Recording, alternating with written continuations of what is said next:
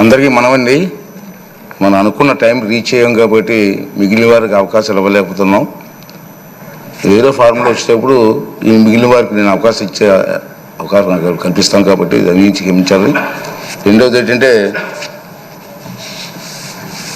చాలామంది సభ్యులు మాట్లాడారు. ముందుగా ఈ 16వ ఆంధ్రప్రదేశ్ శాసనసభకు సభాపతిగా నన్ను ఏకగ్రీవంగా ఎన్నుకున్నందుకు శ్రీ నారా చంద్రబాబు నాయుడు గారు పెద్దలు, అలాగే పవన్ కళ్యాణ్ గారు, బీజేపీ నాయకులు, తెలుగుదేశం పార్టీ శాసనసభ్యులు, బీజేపీ శాసనసభ్యులు అందరూ కలిసి ఏకగ్రీవంగా ఎన్నుకున్నందుకు వాళ్ళందరికీ ప్రతి ఒక్కరికి కూడా పేరు పేరున నా నమస్కారాలు తెలియజేస్తున్నానండి. శ్రీహర్ష ఎమర్జెన్సీ కేర్ నర్సీపట్నంలో మొట్టమొదటిసారిగా ఐసీయూ మరియు వెంటిలేటర్ సదుపాయాలతో 24 గంటలు అత్యవసర కేసులు చూడబడును. షుగర్ మరియు క్రిటికల్ కేర్ విభాగంలో అపార అనుభవం కలిగిన డాక్టర్ శ్రీహర్ష ఆకెళ్ల గారు 24 గంటలు అందుబాటులో కలరు. Sriharsha emergency care address Bangaraju theatre road, Narsipatnam. Contact 903205. గతంలో ఈ శాసనసభలో మనం చూసాం. అంటే నేను 83 నుంచి కూడా శాసనసభలో ఉన్నాను. ఉమ్మడి రాష్ట్రంలో కూడా చాలామంది శాసనసభలో సభాపతిగా పనిచేసిన తీరు చూసాం. చాలామంది పెద్దలు పనిచేశారు. ఇందాక అచ్చెన్నాయుడు గారు మాట్లాడుతూ కూడా కొన్ని విషయాలు చెప్పారు.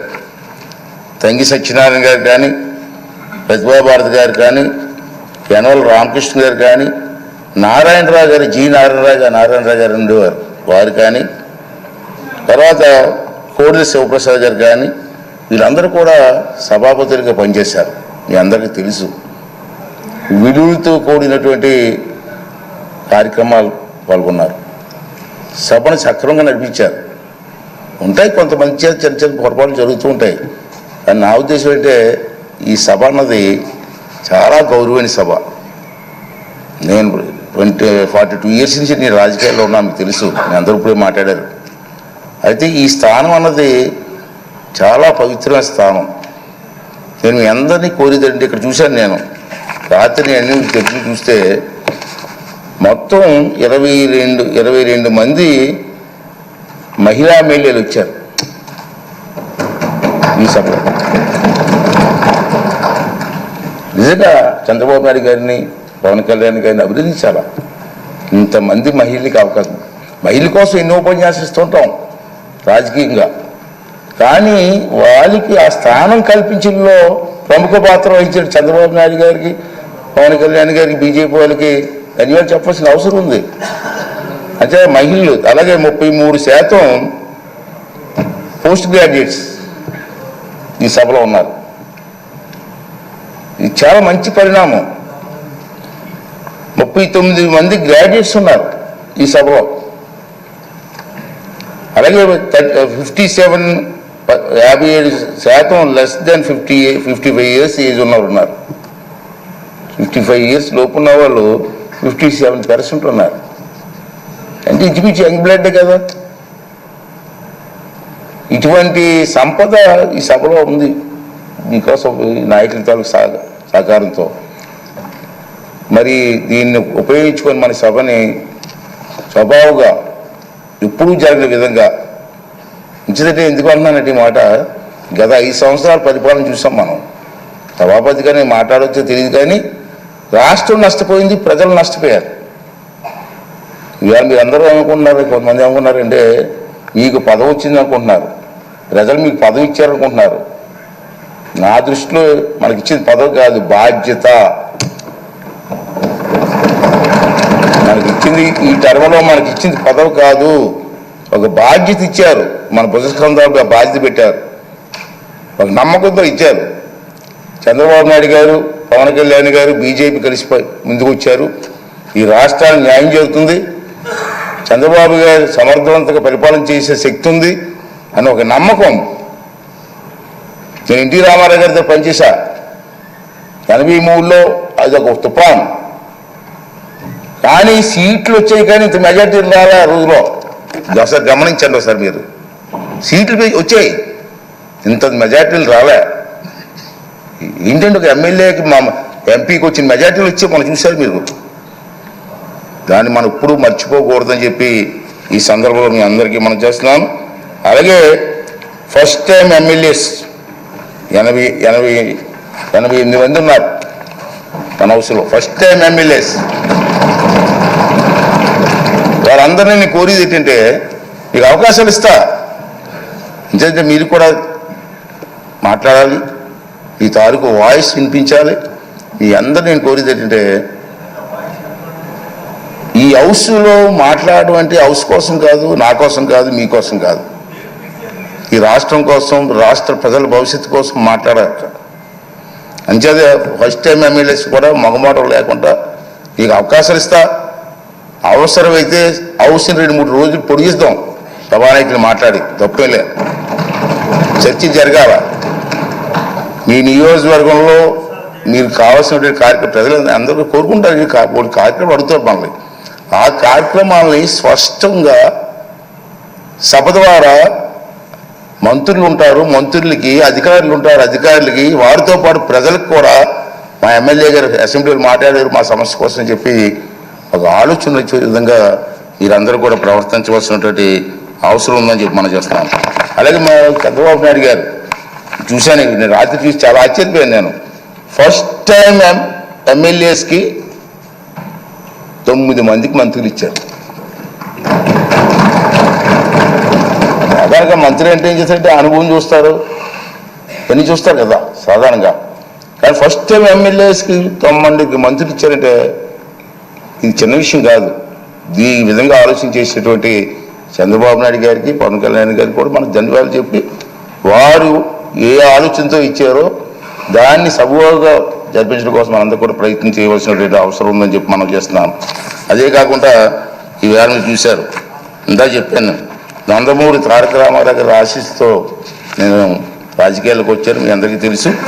గత 42 సంవత్సరాల నుంచి కూడా వాటమి ఉండొచ్చు, గెలుపు ఉండొచ్చు, ప్రజా జీవితంలో గడిపాం.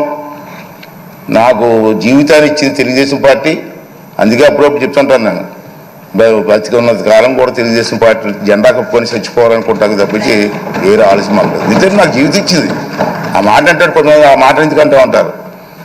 సరే, ఏ పదవిలో ఉండవచ్చు, నేను ఏ కుర్చీలోనే కూర్చోవచ్చు, నాకు జీవితాన్ని ఇచ్చిన వాడిని మర్చిపోతామా? అదే నా భావన. అదేవిధంగా మనందరూ పనిచేయవలసిన అవసరం ఉందని చెప్పి మనం చేస్తూ, అలాగే మీరందరూ కూడా నేను కోరేది ఏంటంటే, మీరు కొన్ని కార్యక్రమాలు ఇస్తారు ప్రజలు మీకు. ఆ కార్యక్రమాలని హౌస్లో ఏ విధంగా ప్రజెంటేషన్ చేయాలా? ఇది హౌస్లోకి వచ్చాం, కూర్చున్నాం, వెళ్ళిపోయాం, అది కాదు ముఖ్యం. ప్రతి కార్యక్రమానికి కూడా పద్ధతి ఉంది, మీ దగ్గర రూల్స్ ఉన్నాయి. ఇక్కడ మన ఇక్కడే అసెంబ్లీలో లైబ్రరీ కూడా ఉంది. నేను నా అనుభవం చెప్తున్నాను. ఈవేళ మేము ఫస్ట్ టైం ఎమ్మెల్యే అయినప్పుడు 83లో కానీ 85లో కానీ నేను మంత్రి అయినప్పుడు ఒక క్వశ్చన్ వేస్తే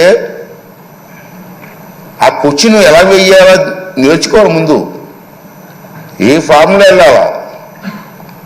సభలో మాట్లాడినప్పుడు మంత్రి ఉంటారు, మంత్రితో పాటు వాళ్ళ డిపార్ట్మెంట్ వాళ్ళ ఆఫీసర్లు ఉంటారు. మీరు మాట్లాడింది మీ సమస్యని ప్రెజెంటేషన్ చేసే విధానాన్ని నేర్చుకోవాలా. ఒక కావలిస్తే చంద్రబాబు నాయుడు పెద్దలతో మాట్లాడి మీకు ట్రైనింగ్ క్యాంప్స్ పెడదాం. ఇంతకుముందు హైదరాబాద్లో బాబు గారి టైంలో, సార్ మీకు గుర్తుందో లేవు కానీ, ఒక 4-5 రోజులు మాకు ట్రైనింగ్ ఇచ్చారు. ఎన్టీ రామారావు గారు అయితే అక్కడ గండిపేటలో 9 రోజులు ట్రైనింగ్ ఇచ్చారు మాకు. 9 రోజులు అక్కడే ఉన్నాం. ఏ సమస్యని ఎలా ప్రెజెంటేషన్ చేయాలా, క్వశ్చన్ అవర్లో ఏ సమస్య రేజ్ చేయాలా, 304లో ఏంటి ఇవ్వాలా, కాళ్ళ టెన్షన్లో ఏంటి ఇవ్వాలా, బడ్జెట్ స్పీచ్ ఎలా మాట్లాడాలా, ఇవన్నీ కూడా మనం ట్రైనింగ్ తీసుకోవాల్సిన అవసరం ఉంది. మనం ఏ సిగ్గుపడవసరం లేదు. ప్రజా సమస్య నేర్చుకోవడం తప్పు లేదు.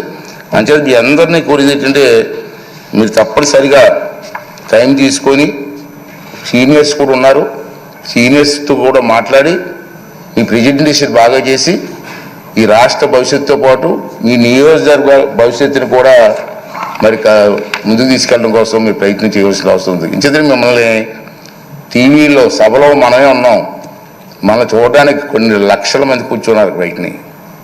ప్రతిరోజు మనల్ని అబ్జర్వ్ చేస్తున్నారు. వాళ్ళ ఆశలను అడయాస చేయడానికి వీల్లేదు. మనం ఈ 5 రోజులు మనకి పండగ కాదు, బాధ్యత. 5 సంవత్సరాలు మనందరం కష్టపడి ముందుకెళ్ళవలసిన అవసరం ఉందని చెప్పి మనం చేస్తున్నాం. చాలా ఉన్నాయి. బడ్జెట్లో డిమాండ్స్ ఉంటాయి. మనకి ఇది బడ్జెట్ పెడతారు కదా, బడ్జెట్లో డిమాండ్స్ ఉంటాయి. మీకు ఇంట్రెస్ట్ అయిన డిమాండ్స్ మీద మాట్లాడండి, ట్రైనింగ్ అవ్వండి.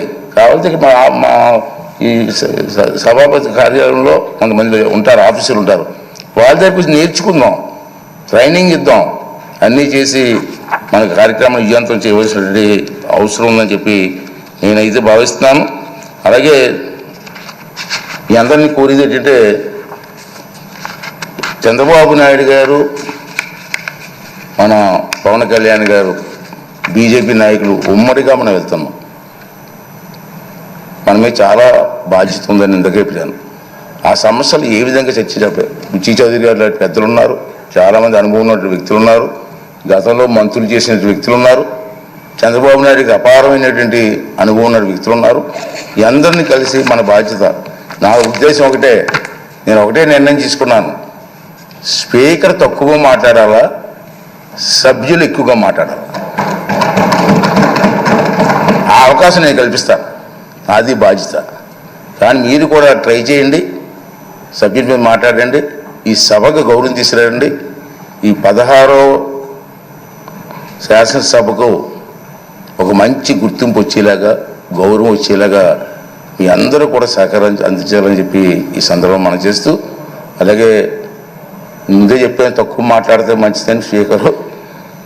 అది ఈ మా 4 మాటలు మీకు చెప్పి రేపు సభలో మీరు అక్కడ అందరూ కూడా సహకరించండి. అందరికీ ఇద్దాం, ఒకేసారి టైం లేదు, ఇవాళ టైం లేదు కాబట్టి ఇవ్వలేకపోయాను. కానీ తప్పనిసరిగా అందరికీ సమయం ఇచ్చి మీ తాలూకు మాటలను రికార్డు కూడా అవుతుంది కాబట్టి అందరూ కూడా ముందుకు వచ్చి మన రాష్ట్రాన్ని కాపాడడం కోసం, రాష్ట్రాన్ని అభివృద్ధి చేయడం కోసం మనందరం కూడా కష్టపడి పనిచేద్దామని చెప్పి మనవి చేస్తూ, మరి మొన్న ఎన్నికల్లో ప్రజలందరూ కూడా మనకి ఉన్నతమైన బాధ్యత చెప్పారు కాబట్టి ఈ సభాముఖంగా మీ ద్వారా మనందరం కలిసి మనకు ఓట్లు వేసి గెలిపించి ఈ అవకాశం కల్పించినటువంటి ప్రజలందరికీ కూడా మరొక్కసారి నా ధన్యవాదాలు, నమస్కారాలు తెలియజేస్తూ,